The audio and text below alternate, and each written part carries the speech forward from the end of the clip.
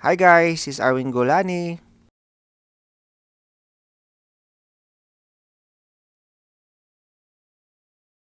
So after ko guys sumakay doon guys sa last na video ko, yung blue line, ngayon naman guys isasakay naman tayo dito sa purple line. So iikuti naman natin guys yung way ng purple line guys dito sa Riyadh. Kung napapansin nyo dito sa map guys, ang daming kulay, iba't ibang klaseng kulay kasi guys yung train dito. So hindi ka talaga guys dito mawawala. Tulad guys ng sinabi ko sa nakaraang video ko na ang 4 years mo guys is kaya mo nang ikutin ang buong Riyadh. Natuwa nga ako guys nung sinabi ng aking kaibigan doon sa Riyadh na yung 4 years mo kaya mo nang ikutin yung buong Riyadh guys gamit lang itong metro. Sasakay ka lang paikot-ikot-ikutin mo ang buong Riyadh.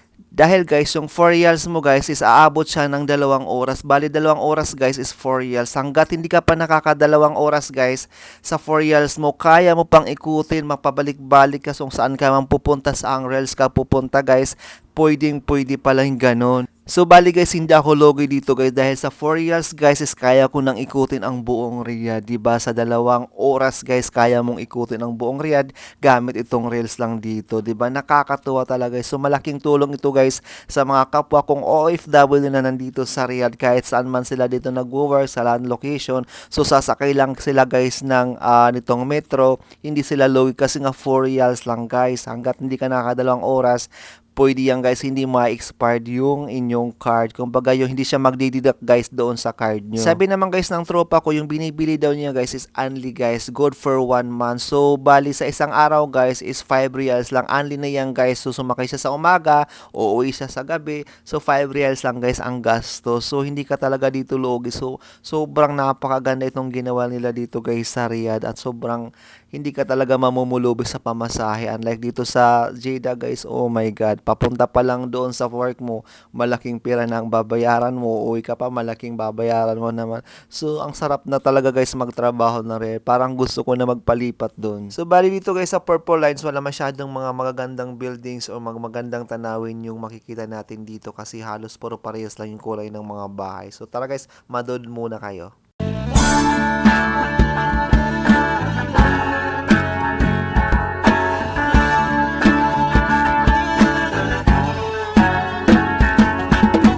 Ngumiti kahit na napipilitan, kahit pa sinasadya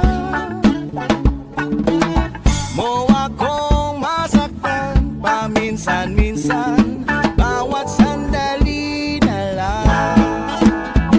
Oh, oh, oh.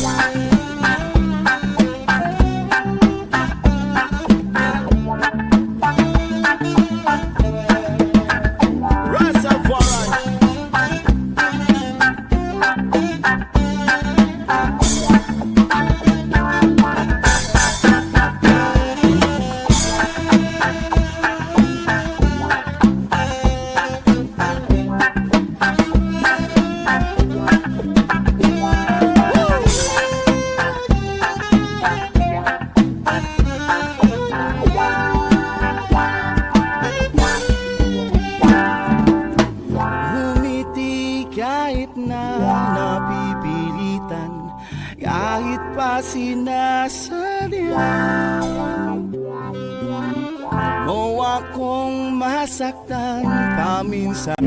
So, dito na kami sa station ng Purple Lines dito sa Algas. So, sasakyan kami ng ibang color na metro. Ibang kulay naman ang aming sasakyan.